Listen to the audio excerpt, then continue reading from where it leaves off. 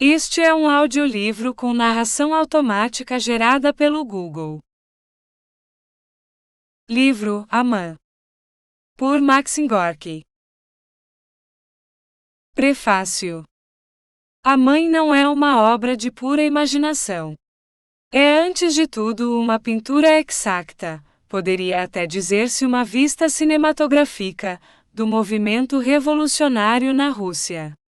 Este belo livro introduz na literatura russa tipos que faltavam nela quase por completo: os revolucionários operários e camponeses, cujo papel tem sido tão importante nas últimas tempestades políticas do país dos TSARS.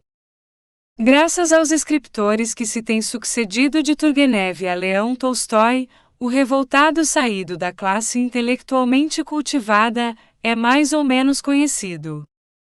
Por que motivo não havia ainda um retrato completo do seu irmão, oriundo das obscuras camadas do povo?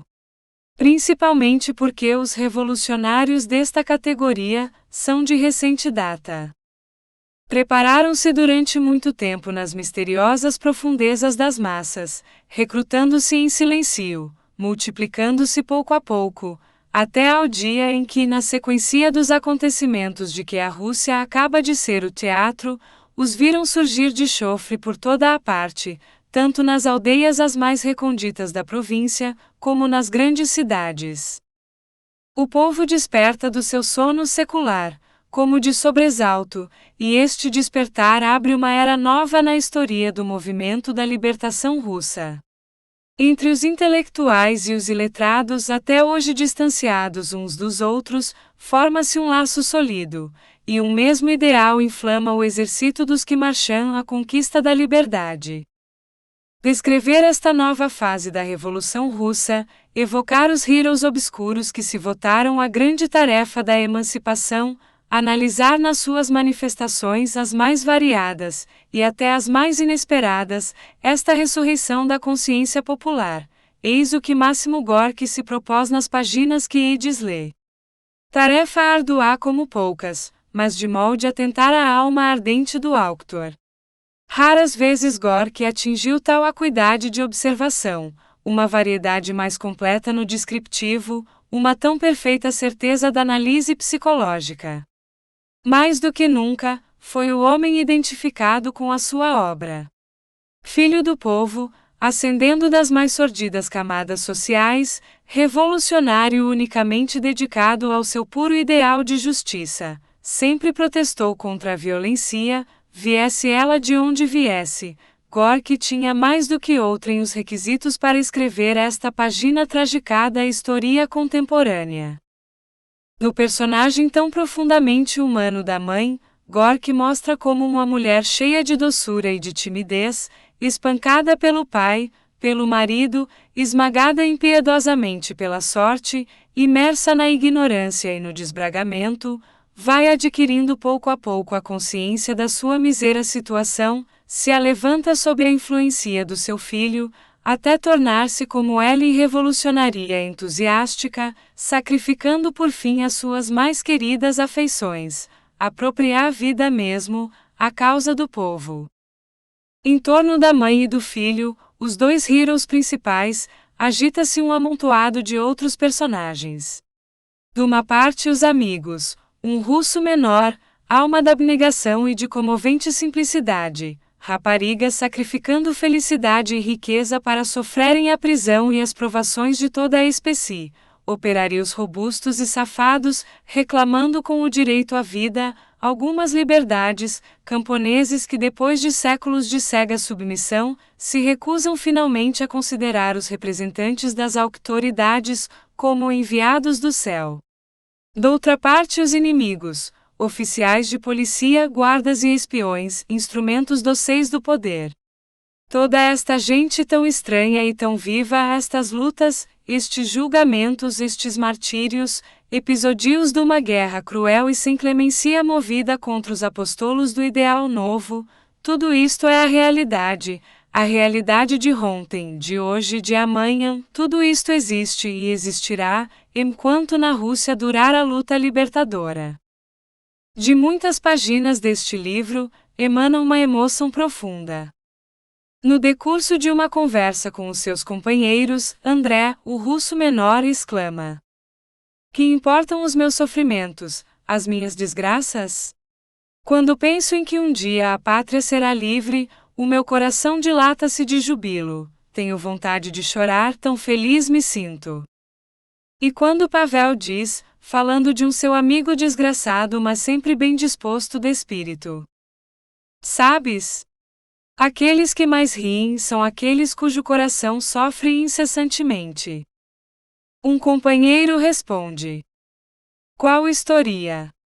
Se assim fosse, toda a Rússia morreria de riso."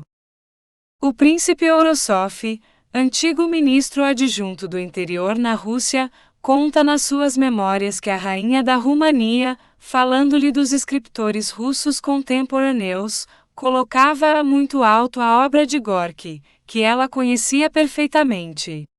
"Sabe captar a atenção do leitor", declarava ela, e introduziu processos absolutamente novos na literatura moderna. Carmen Sylvain aludia provavelmente ao dom que Gorky possui de fascinar o leitor com o poder das cenas que descreve. Tais são neste romance a morte do revolucionário Yegor, a prisão do camponês Ribini, a audiência do tribunal a que comparecem Pavel e os seus amigos, a cena final em que as mãos dos guardas espancam a pobre mãe. Quantas passagens poderíamos citar ainda? Por exemplo, aquela em que Sofia toca uma sinfonia de Grieg. O autor não diz o nome daquele trecho, mas qualquer músico o reconhecerá imediatamente pela rápida e flagrante descrição que dele faz Gorky. O governo russo entendeu dever apreender a mãe em todo o império. Poucos dias depois da aparição da obra, a polícia fazia buscas em todas as livrarias tanto de S. Petersburgo como da província. Chegou muito tarde e só pôde apreender poucos exemplares, por estar já vendida a parte maxima de uma larga edição. Ao mesmo tempo, as autoridades entregavam aos tribunais Gorky e o seu editor, sob a acusação de excitação à revolta e de achincalhamento das coisas santas, crimes que eles dizem existirem neste romance. Segundo a lei russa, sob os culpados impende a pena de 3 a 5 anos de prisão, ou de exílio na Sibéria. Há 3 anos somente Gorky foi encarcerado na fortaleza de S. Pedro e São Paulo, por motivos análogos. A opinião pública sentiu-se abalada em todo o mundo. De todos os países civilizados afluirão petições colossais, reclamando a libertação do mestre. Gorky foi posto em liberdade. Sofrendo do peito, o autor da mãe está desde há muitos meses em Capri. Regressará em breve ao seu país. A prisão estará esperando novamente um dos melhores filhos da Rússia? Paris, novembro 1907. S. Persky. Primeira parte. Capítulo 1. Todos os dias na atmosfera esfumaçada e grave do bairro operário, o apito da fábrica lançava aos ares o seu grito estrídulo. Então criaturas toscas com os músculos ainda fatigados, saíam rapidamente das pequenas casas pardacentas, e corriam como baratas assustadas. Na fria meia-luz, iam pela rua estreita em direção aos altos muros da fábrica que os esperava implacável, e cujos inúmeros olhos quadrados, amarelos e viscosos, iluminavam a calçada lamacenta. A lama estalava sob os seus pés. Vozes estremunhadas ressoavam com roucas exclamações, pragas cortavam o ar, e uma onda de ruídos vagos acolhia os operários, a pesada traquinada das máquinas, o regougar do vapor.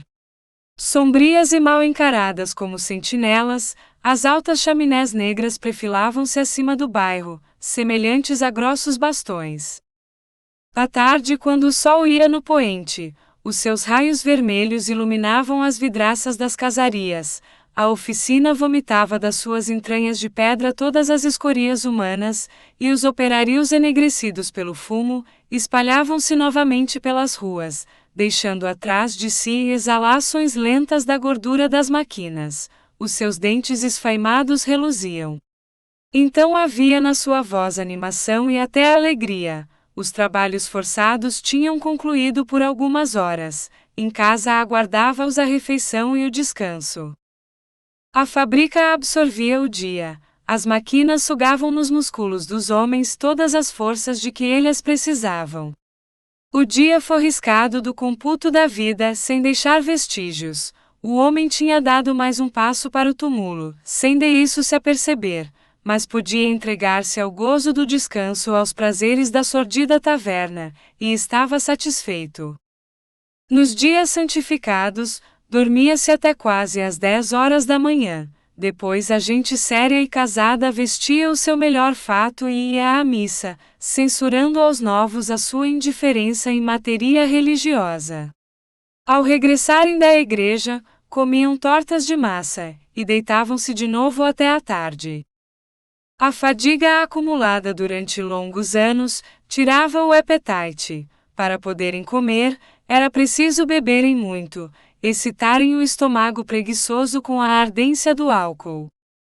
Pela tarde passeavam indolentemente pelas ruas. Os que possuíam capas de borracha punham-nas, ainda que o tempo estivesse seco. Os que tinham um guarda-chuva com hélice riam, ainda que fizesse sol. Não é dado a toda a gente possuir um impermeável ou um guarda-chuva, mas cada qual ambiciona superiorizar-se ao seu vizinho, seja de que maneira for. Quando se formavam grupos, conversava-se acerca da fábrica, das máquinas, dizia-se mal dos contramestres.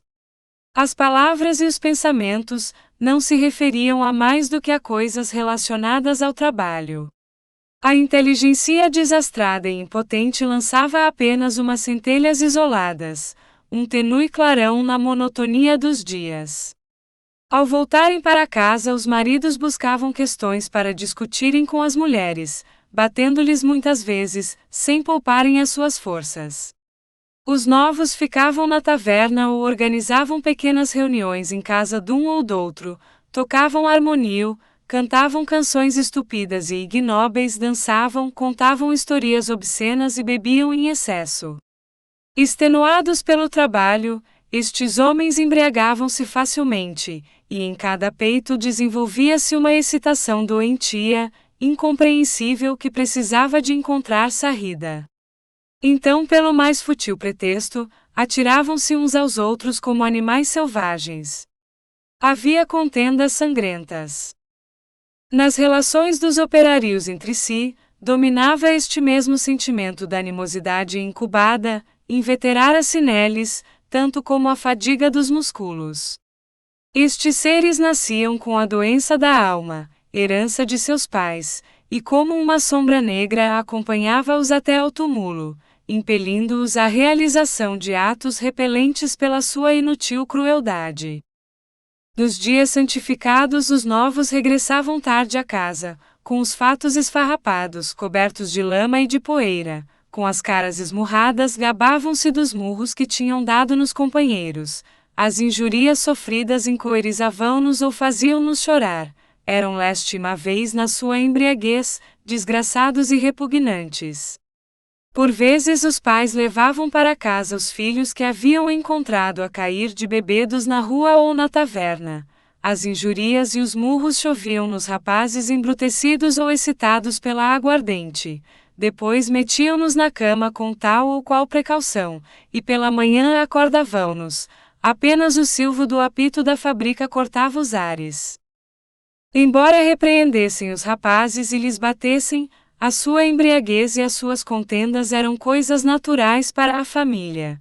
Quando os pais eram ainda novos, tinham bebido também e entrado em desordens, sendo igualmente castigados pelos pais e pelas mães. A vida decorria sempre assim, continuava a decorrer, não se sabia até onde, regular e lenta como um rio lodoso. Apareciam por vezes no bairro criaturas estranhas, que a princípio despertavam a atenção, simplesmente porque eram desconhecidas, mas dentro em pouco habituavam-se a elas, e acabavam por passar despercebidas. Das suas conversas, concluía-se que a vida do operário era em toda a parte a mesma coisa. E desde que era assim, para que falar sobre tal assunto? Havia, porém, alguns que diziam coisas novas para o bairro. Não discutiam com eles, não prestavam mais do que uma atenção incrédula às suas palavras extravagantes, que excitavam nuns uma irritação cega, noutros uma espécie de inquietação, ao passo que outros ainda sentiam-se perturbados por uma vaga esperança, e desatavam a beber ainda mais que de costume para afastarem tal impressão. Se o recém-chegado apresentava algum traço característico extraordinário, os moradores do bairro punham-no em rigorosa quarentena, tratavam-no com instintiva repulsão, como se receassem ver ou trazer para a existência de todos, o que quer que fosse perturbador do rame-rame penoso, mas tranquilo. Acostumados a serem oprimidos pela vida, aquela gente considerava todas as transformações possíveis como proprias, somente a tornarem o seu jugo ainda mais pesado. Resignados, faziam o vácuo em torno daqueles que pronunciavam palavras estranhas.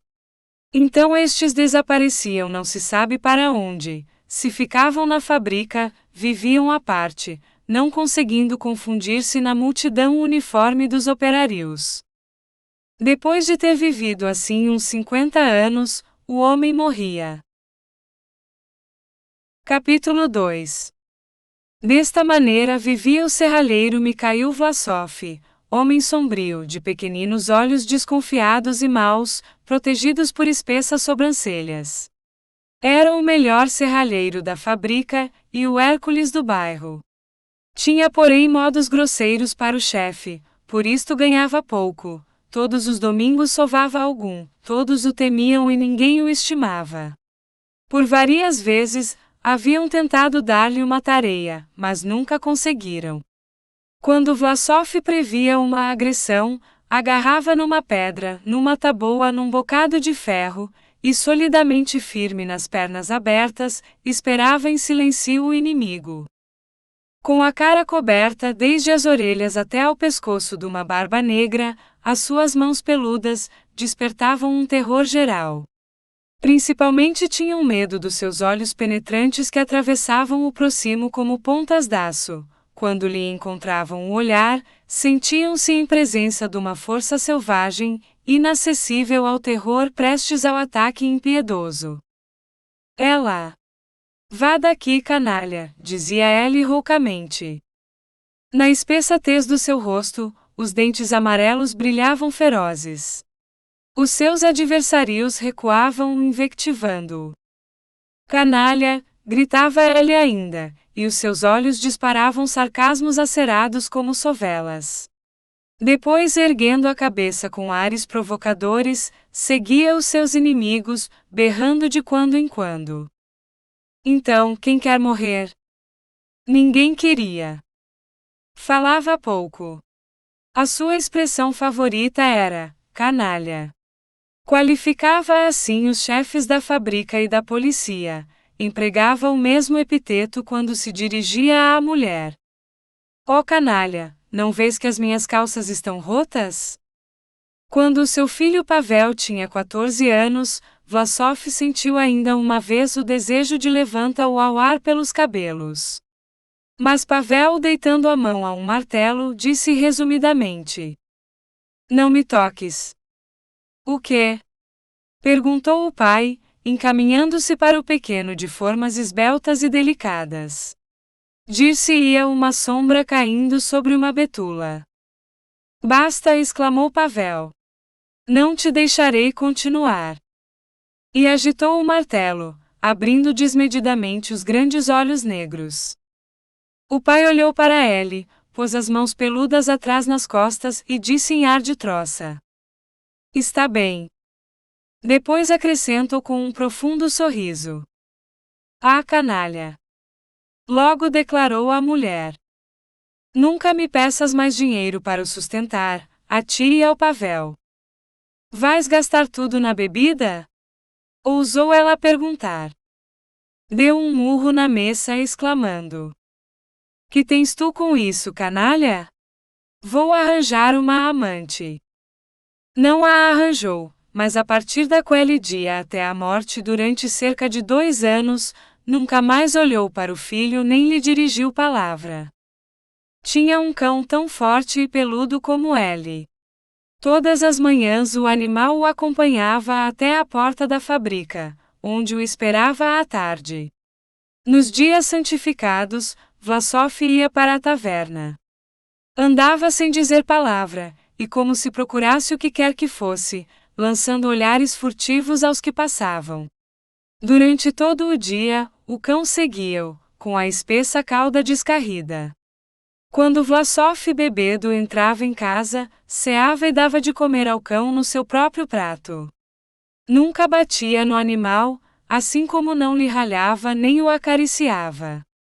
Depois da refeição, se a mulher não conseguia levantar a mesa no momento oportuno, atirava com a louça ao chão, punha na sua frente uma garrafa de aguardente e, com as costas contra a parede, com a boca muito aberta e os olhos fechados, cantava em voz rouca uma canção melancólica. Os sons discordantes baralhavam-se-lhe no bigode, do qual caíam migalhas de pão, os seus dedos grossos alisavam os pelos da barba. As palavras da canção eram incompreensíveis, arrastadas, a melodia recordava os urros dos lobos no inverno. Cantava enquanto durava a aguardente, depois estirava-se no banco ou encostava a cabeça à mesa, e dormia assim até que o apito da fábrica o chamava. O cão deitava-se ao seu lado. Morreu de uma hérnia, após longa agonia. Durante 5 dias, enegrecido pelo sofrimento, agitou-se incessantemente no leito, com as pálpebras cerradas, com a boca em contorções. De quando em quando dizia para a mulher: "Dá-me arsênico. Envenena-me." Ela chamou o médico, que receitou cataplasmas, informando de que seria indispensável uma operação, e de que era preciso levar o doente para o hospital imediatamente. "Vai para o diabo, canalha! Morro bem sozinho", respondeu ele. Quando o médico saiu, a mulher lavada em lágrimas quis resolveu-o a submeter-se à operação. Milcaio declarou-lhe ameaçando-a de punho cerrado: "Não experimento. Se eu ficasse bom, haverias de pagar-o caro." Uma manhã morreu, enquanto o apito da fábrica chamava os operários ao trabalho. Deitaram-no no caixão, tinha o sobrolho franzido e a boca aberta.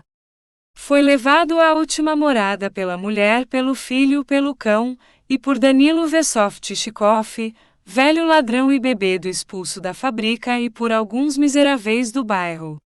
A mulher chorou um pouco. Pavel tinha os olhos secos.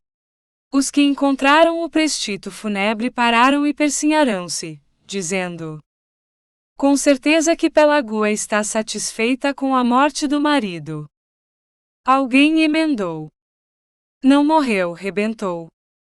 Depois do caixão descer à terra, os que o acompanharam voltaram para casa. O cão ficou deitado na terra úmida, farejando por muito tempo.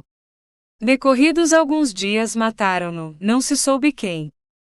Fim do capítulo. Capítulo 3. Certo domingo, uns 15 dias depois da morte do pai, Pavel entrou em casa embriagado.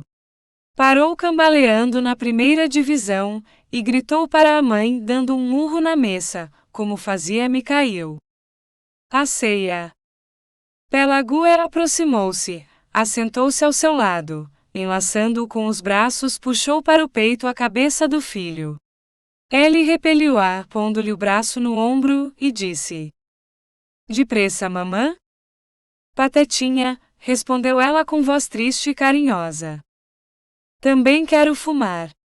"Dá-me o cachimbo do pai", rosnou, movendo a custo a língua rebelde. Era a primeira vez que se embriagava. O álcool tinha enfraquecido seu corpo, mas não lhe extinguira a consciência. Perguntava a si próprio: "Estou bêbado. Estarei bêbado?" As carícias da mãe vexavam-no. Estava comovido pela tristeza do olhar dela. Tinha vontade de chorar, e para vencer este desejo fingiu-se ainda mais embriagado. E a mãe acariciava-lhe os cabelos em desordem e cobertos de suor, dizendo suavemente: Não devias ter feito isso. Pavel começava a sentir náuseas. A seguir aos vômitos, foi levado para a cama pela mãe, que lhe colocou uma toalha úmida na fronte pálida. Ripou-se um pouco, mas tudo lhe andava à roda, as pálpebras pesavam-lhe, tinha na boca um gosto repugnante e amargo, olhava para o rosto da mãe e tinha pensamentos sem nexo. É ainda cedo para mim. Os outros bebem sem ficarem doentes, eu tenho náuseas. A doce voz da mãe chegava-lhe aos ouvidos, como se viesse de muito longe. Como poderás sustentar-me se te entregas à bebida? Respondeu fechando os olhos. Todos bebem. Pelagie suspirou profundamente. O filho tinha razão. Ela bem sabia que os homens não encontrariam outro sítio senão a taverna para se divertirem, que não tinham outro prazer senão o álcool.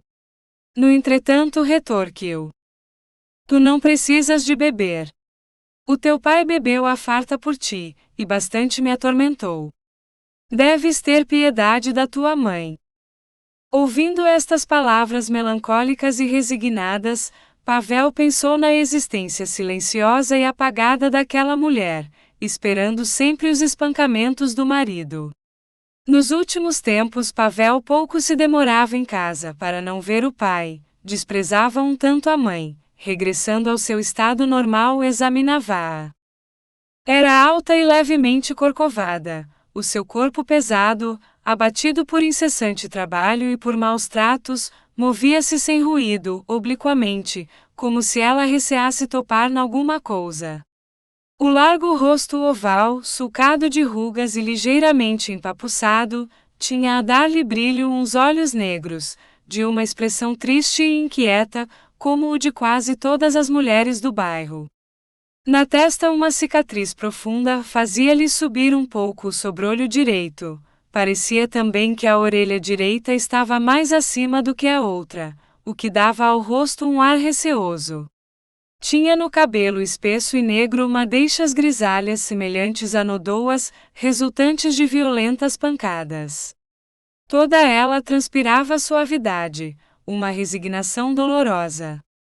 E ao longo das faces corriam-lhe lentamente as lágrimas. Olha, não chores, suplicou Pavel em voz baixa. Dá-me de beber. Vou buscar água gelada. Quando voltou, ele dormia. Ficou imóvel por um instante, retendo a respiração. A bilha tremia-lhe nas mãos, os pedaços de gelo tintilavam dentro. Depois de colocá-la na mesa, Pelagie ajoelhou diante das imagens santas e orou silenciosamente. Os vidros das janelas tremiam sob as ondas sonoras da vida obscura e alcoólica do exterior. Nas trevas e na umidade daquela noite de outono, ouviam-se os rangidos de um harmonio.